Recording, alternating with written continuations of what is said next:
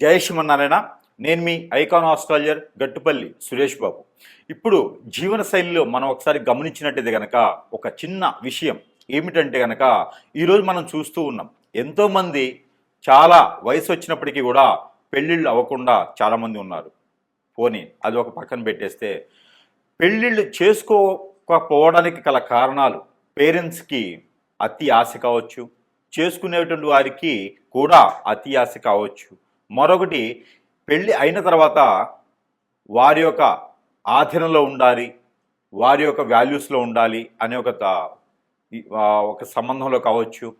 లేదు అంటే కనుక వీళ్ళకి ఫ్రీడమ్ ఉండదేమో అనుకునే విధంగా. అన్నిటికన్నా ముఖ్యమైనటువంటి విషయం ఏంటంటే కనుక పెళ్లి కాకముందే ఒక రకమైనటువంటి బంధంలో ఉండిపోవటం, ఆ బంధనానికి విడిపోలేనటువంటి తత్వం, ఇవన్నీ కూడా మనకి గమనిస్తూ ఉన్నాం. కానీ వీటన్నిటితో పాటు మరొక విషయం ఏంటంటే కనుక అటో ఇటో చేసి పెళ్లి చేసుకుంటారు, పెళ్ళి అవుతుంది.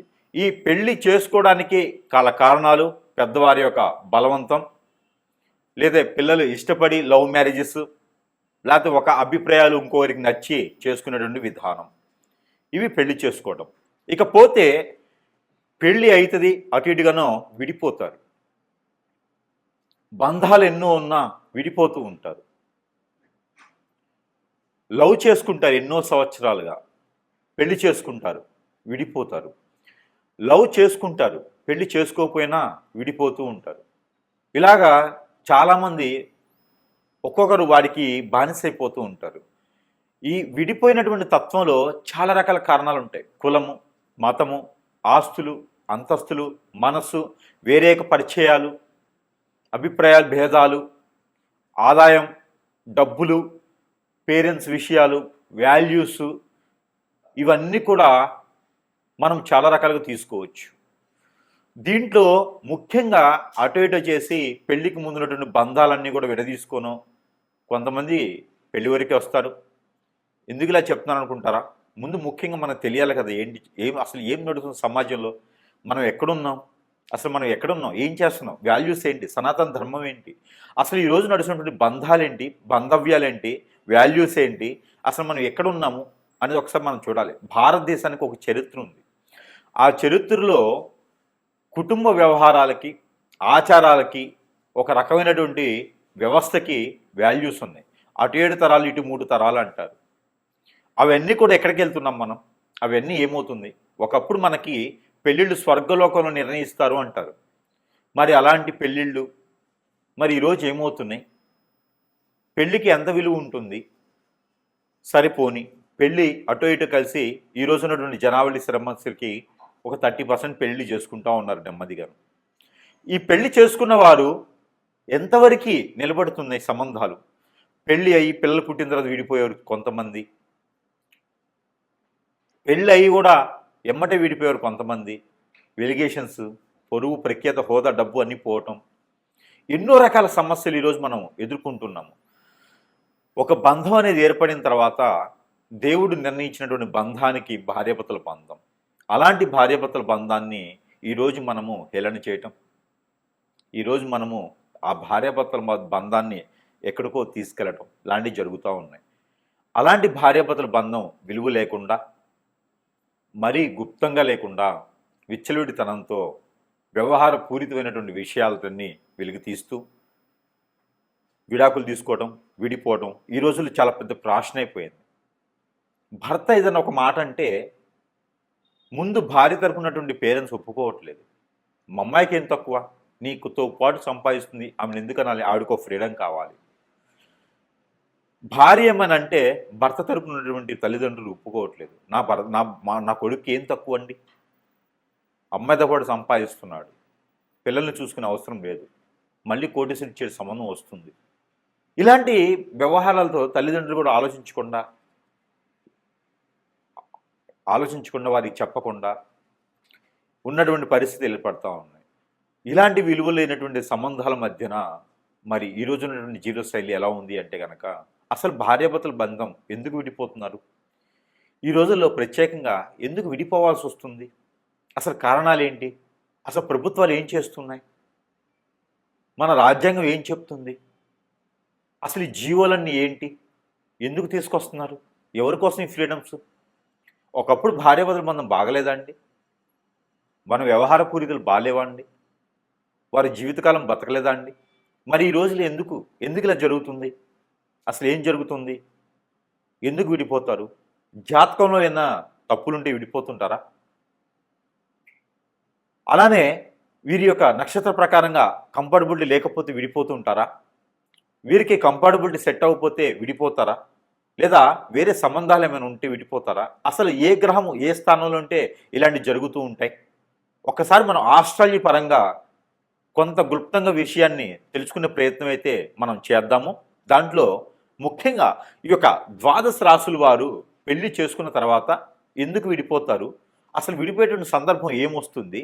ఏ గ్రహం ఏ స్థానంలో ఉంటేనో, ఏ దశంత దశలు నడిస్తేనో, కంఫర్టబిలిటీ లేకపోతేనో, లవ్ మ్యారేజ్ వలన, పెద్దల విషయాల వలన అసలు ఎందుకు విడిపోయేటువంటి తత్వం ఎందుకు వస్తుందనే దాని గురించి ఒక్కొక్కసారి రాశి ప్రకారంగా మనం గమనించినట్టయితే కనుక మనకి మరి ద్వాదశ రాశుల్లో ఒకటి మకర రాశి.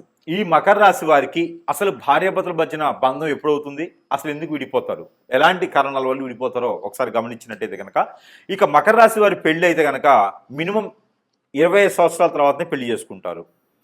ఇక పెళ్లి చేసుకున్న తర్వాత వీరు చాలా అన్యోన్యంగా ఉంటారు. వీరు నలుగురిలో బతికేటువంటి వ్యక్తులు కాదు. చాలా చాటుగా, చాలా అందంగా ఒక కుటుంబాన్ని ఏర్పరచుకుంటారు. 4 గోడల మధ్యన ఉంటారు. సంసారం నడుపుతూ ఉంటారు. అదే సైకిలు, అదే ఇస్త్రీ బండి, అదే విధంగా నడుపుకుంటారు. అదే కూరగాయల బండి, ఏదైతే పని చేస్తుంటారో 10 సంవత్సరాలకు కూడా మారకుండా అదే విధంగా వెళ్తూ ఉంటారు. హెడ్ మాస్టర్ లాంటి జీవితం అనుకుంటారు అనమాట. అలాంటి జీవితంలో ఉన్నటువంటి వారికి ఎవరైనా పెళ్లి చేస్తున్నారంటే వీరికి రోజుకో రకమైనటువంటి ఇది కావాలి, స్పెషల్ కావాలి. ఈ రోజుకో రకమైనటువంటి వ్యవహారాలు ఉండాలి. అలాంటి లేనప్పుడు, ఓర్పుకు లేనటువంటి వారు ఖచ్చితంగా వారు విడిపోతారు అని చెప్పొచ్చు ఒక కారణం. రెండోది గోచార ప్రకారంగా రాహువు 2, 6 స్థానాల్లో ఉండడం, కుజుడు 2, 4, 9 స్థానాల్లో ఉండడం, అలానే శుక్రుడు స్వస్థానం 3వ స్థానం 9వ స్థానంలో ఉండడం, ఇక శని వచ్చి 8, 4 స్థానాల్లో ఉండడం. ఇలాంటి స్థానాల్లో ఉంటూ రవి, బుధ, శుక్ర ఈ యొక్క దశాంతదశలు పెళ్ళయి ఉంటే కనుక ఖచ్చితంగా వీరు విడిపోతారు అని చెప్పొచ్చు. లేదా వేరే సంబంధంతో పెళ్ళి అవుతుంది అని చెప్పొచ్చు. లేదా రెండో సంబంధం, మూడో సంబంధాలు లాంటి వాటి కూడా చేసుకునేటువంటి ఆస్కారం ఎక్కువగా ఉంటుందని చెప్పొచ్చు. వీరికి పెళ్ళి అయి ఉన్న వారిని ఎక్కువగా పెళ్లి చేసుకునేటువంటి విషయం కూడా కనపడుతూ ఉంది. కాబట్టి ఇలాంటి వారు విడిపోవాలంటే కనుక ఏదైనా చెడు వ్యసనాలు కానీ, ఏదైనా చెడు అలవాటుకు బానిస అవటం కానీ, లేదా ఎఫ్ఐఆర్స్ పెట్టుకోవడం లాంటి వాటిల్లైతే నిమజ్జనమై ఉంటారు. కాబట్టి తస్మా జాగ్రత్తగా ఉండాలి ఎదుటి వ్యక్తులతో. మీకున్నటువంటి పొరుగు, ప్రఖ్యాత, హోదా, డబ్బు, పలుకుబడి అన్నీ కూడా బొగ్గు పాలవుతాయి. కాబట్టి మీరందరూ కూడా చాలా జాగ్రత్తగా ఉండాలి మకర రాశి వారు. ఎందుకంటే మీ మీద గ్రహాలు కూడా ఒక పక్కన ఫైట్ చేస్తూ ఉంటాయి. ఒక పక్కన మనుషులు, ఒక పక్కన పెళ్లి చేసుకునేవారు ఎలా భరించారు కదా మీరు. కాబట్టి కొంతమేర జాగ్రత్తగా ఉండాలి. ఆస్తులు, అంతస్తులకు ఇచ్చేవారికి పక్కన పెట్టేయండి. మిమ్మల్ని నమ్మేవారిని మిమ్మల్ని దగ్గర చేసుకునే దానికి ప్రయత్నం చేయండి. ఇక అన్ని రకాల ఇబ్బందులు తొలగేదానికి అయితే కనుక మీ మీద చెడు క్రియ కూడా జరిగి ఉండొచ్చు. ఎందుకంటే మకర రాశి వారు చూడటానికి చాలా సాదాసీదాగా అందరిని ఆకట్టుకునే తత్వంతో ఉంటారు. కాబట్టి అందరిని మంచి కోరాలి, అందరితో మంచి ఉండాలనుకుంటారు. కాబట్టి ఖచ్చితంగా మీకు ఏదన్నా ఎవరైనా మీ మీద కన్ను కూడా వేసి ఉండొచ్చు. చాలా జాగ్రత్తగా ఉండాలి. ఈ రోజుల్లో అయితే బాగలేదు. కాబట్టి మీ ఇంట్లో కూర్చుంటూనే, మీ చుట్టూ ఉంటూనే మీ శ్రేయోభిలాషులు మీ మీద కన్ను వేస్తారు. వారి వల్లనే ఇబ్బంది కలుగుతుంది మీకు. కానీ ఆస్తుల కోసమో, వాల్యూస్ కోసం అనుకుంటారు. చివరికి అన్ని రకాలు కోల్పోతూ ఉంటారు. మకర రాశి వారు తస్మ జాగ్రత్తగా ఉండండి. మీ యొక్క చైతన్యం, మీకు ఎప్పుడో ఒకసారి వచ్చే గ్రహాలు అవన్నీ కూడా మీకు పటాపంచలు అవ్వడానికి ఆస్కారం ఉంది. కాబట్టి ఆ మేర ప్రయత్నం చేయండి. మరొక మారి ఇంకా మీకు భార్య కానీ భర్త కానీ దగ్గర అవ్వాలి అనుకుంటే కనుక మీకు చిన్న రకాల పరిహారాలు చెప్తాను. దాంతోపాటు మన దగ్గర వస్తువులు కూడా కొన్ని ఉంటాయి. ఈ యొక్క సెంటు రాసుకోవడంతో మీకు దూరమైనటువంటి భర్త దగ్గర అవుతాడు, దూరమైనటువంటి భార్య కూడా దగ్గర అవుతుంది. దగ్గర పిల్లలు, సంసారం, అన్ని రకాల ఉద్దేశాలు, భేదాలు కూడా భేదాలు లేకుండా దగ్గరయ్యేదానికైతే ఈ ప్రయత్నం చేయొచ్చు. ఇకపోతే ఆడవాళ్ళి కాటుక, ఇది చిన్నపిల్లల నుంచి పెద్ద పిల్లల వరకు అందరూ రాసుకోవచ్చు. ప్రేమ, ప్రఖ్యాత, హోదా, డబ్బు, పొలుగుబడి అన్నీ కూడా వస్తాయి. దిష్టి దోషాలు అన్నీ కూడా పోతాయి. కాలసర్పదోషం, నాగదోషం, కుజదోషాలన్నీ కూడా కొంతమేర పటాపంచలు అవుతాయి. ఈ కాటుకను మీరు ధరించుకోవడం వలన అందరికీ పెట్టొచ్చు. దిష్టి దోషాలు అన్నీ పోతాయి. ఇక భార్యాభర్తలు దగ్గర అయ్యేదానికి ఆస్కారం ఎక్కువ కనిపిస్తోంది. ఇక వీటితో పాటు చాలా రకాల వస్తువులు మీ సమస్యను బట్టి పరిష్కార మార్గం చూపించబడుతుంది.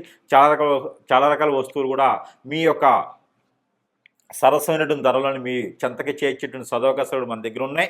అన్నీ కూడా మీరు వాడుకోవచ్చు. మీ సమస్యను బట్టి వస్తూ ఉంటుంది. మన దగ్గర మంత్రోచ్చారణ చేసి ఉంటుంది. ఇక దీంతో పాటు చిన్న చిన్న సమస్యలు అయితే కనుక పరిష్కార మార్గాలు చెప్తాను, అవి చేసుకుంటూ ఉండండి.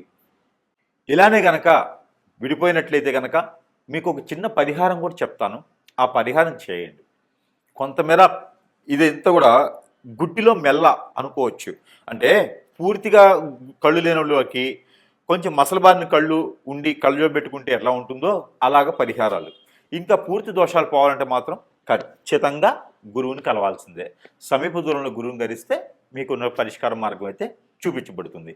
అయితే ముఖ్యంగా ఈ పరిహారం అయితే మీకోసం ప్రయత్నం చేయండి. ఇక ఈ ఒక రాశి వారైతే కనుక మీరు ఏం లేదండి, 5 బావిల నీళ్ళు అని ఉంటాయి, లేదా 5 చెరువుల్లో నీళ్లు తీసుకురావండి, లేదా 5 బోరుల్లో నీళ్లు. 5 ఇళ్లల్లో కాదు, 5 బోరుల్లో లేదా 5 బావిల్లో, బావి చెరువు అంటారు కదా, అట్లాగా 5 వాటిల్లో నీళ్లు తీసుకురావాలి. 5 చెరువుల్లో నీళ్లు తీసుకొచ్చి ఒకటిగా చేయాలి.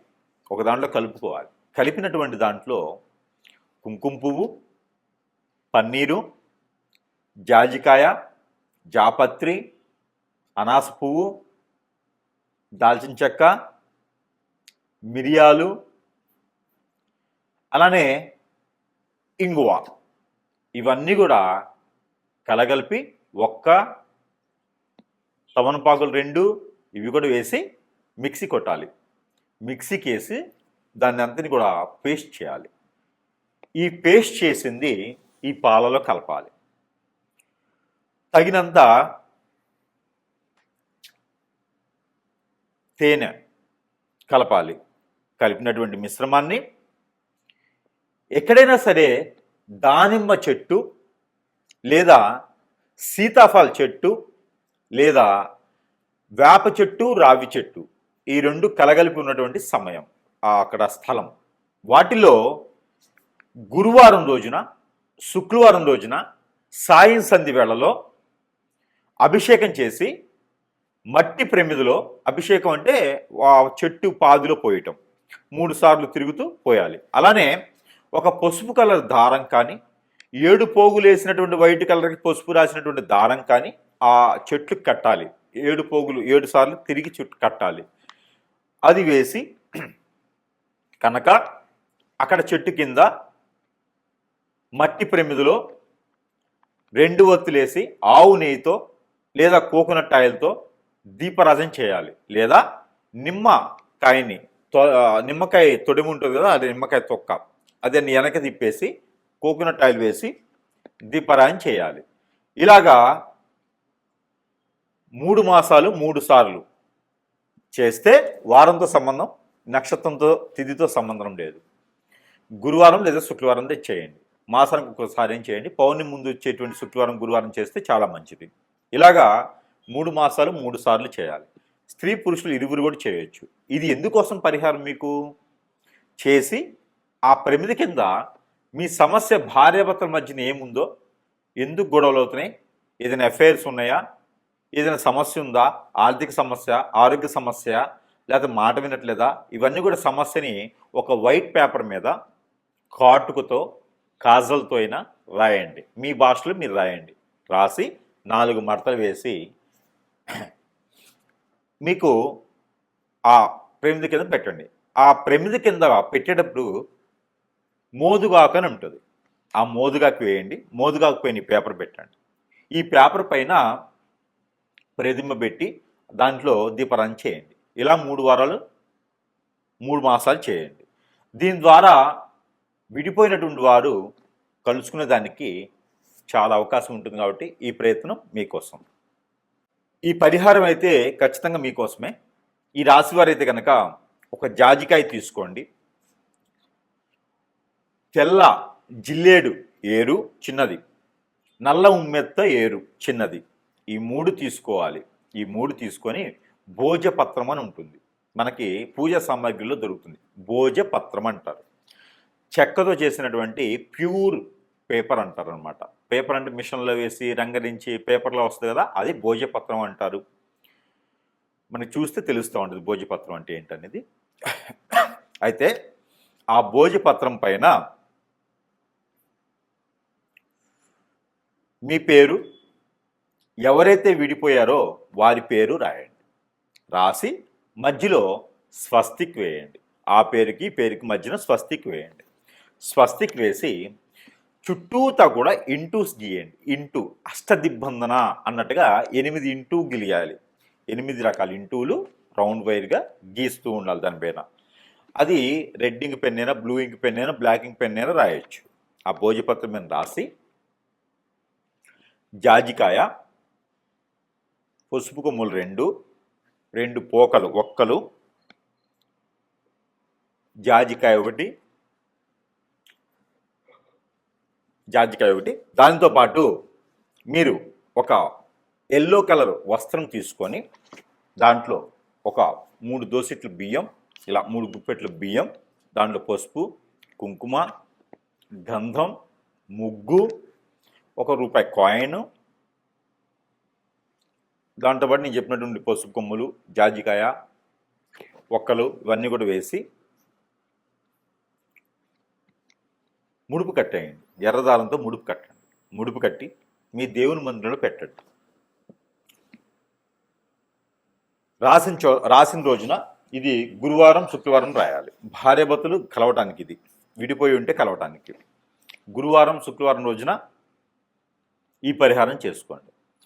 పూజ మందిరంలో పెట్టి చక్కెర పొంగల్ చేయండి 3 రోజులు.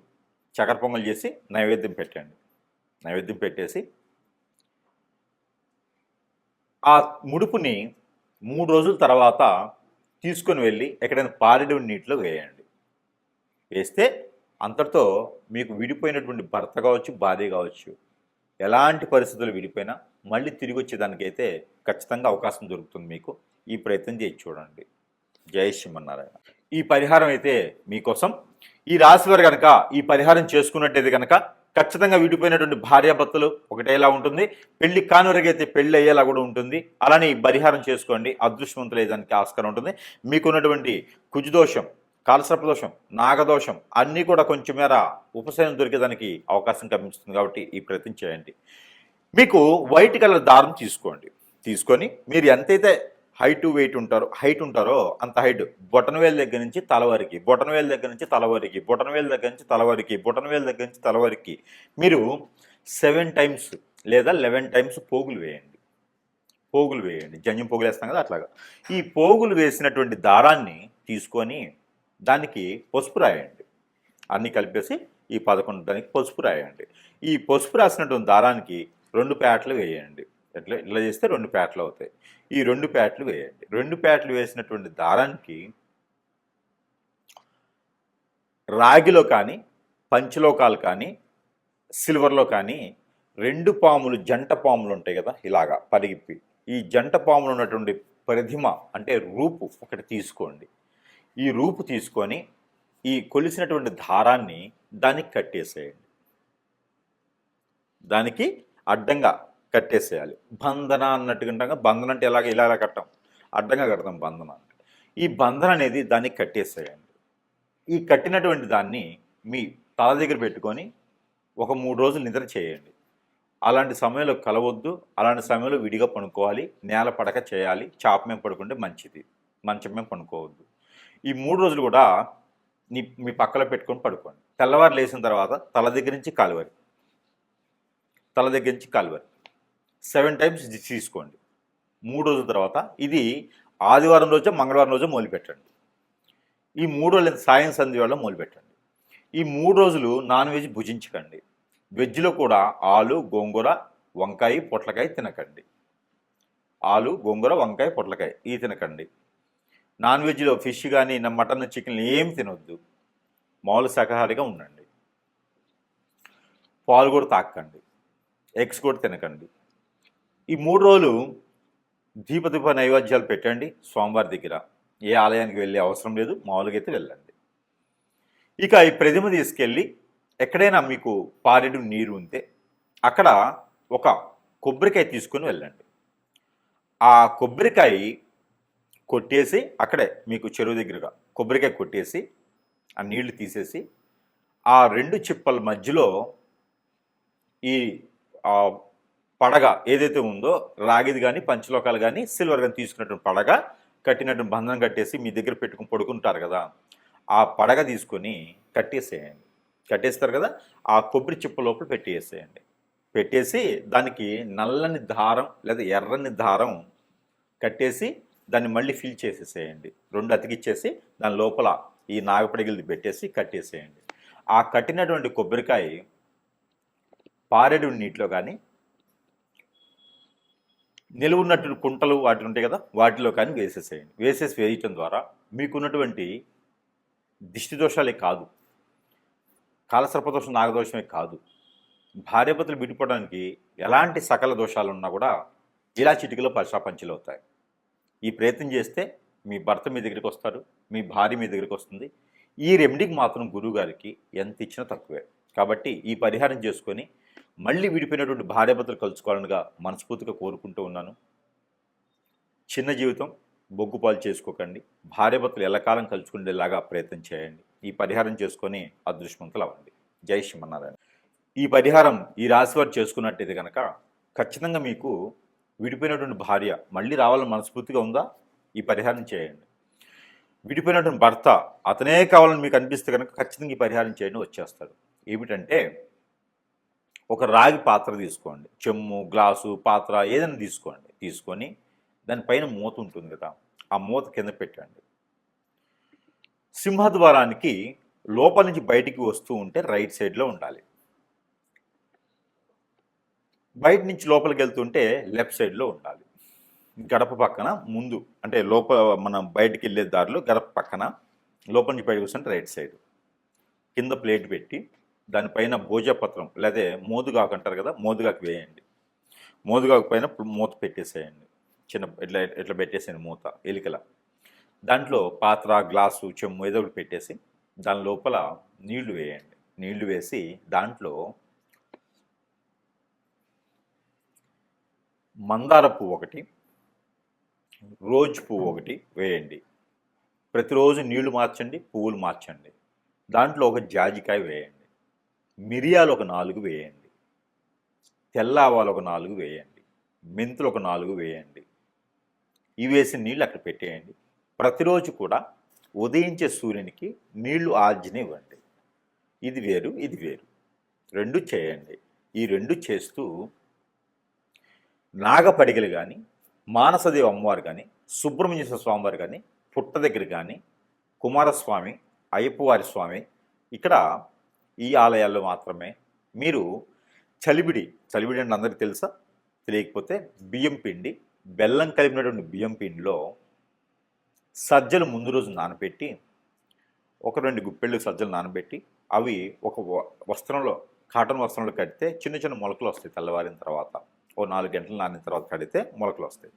ఆ మొలకలు వచ్చినటువంటి సజ్జల్ని ఈ చలిబిడిలో కలపండి. బియ్యం పిండి, బెల్లం కలిపినటువంటి పిండిలో కలిపేసి అక్కడ స్వామివారికి నైవేద్యం పెట్టండి. ఏ సమస్య అయితే భార్యాభర్తల మధ్య ఉందో ఆ సమస్య విడిపోవాలని. ఇవన్నీ కూడా మీరు ఒక 21 రోజు చేయండి. ఖచ్చితంగా విడిపోయినటువంటి భార్యాభర్తలు ఖచ్చితంగా కలుసుకుంటారు. ఇలా చిటికలో అయిపోతుంది. కోర్టు వరకు వెళ్ళినటువంటి సమస్యలు కూడా పటాపంచలైపోతాయి. ఈ ప్రయత్నం చేసి చూడండి. జై శ్రీమన్నారాయణ.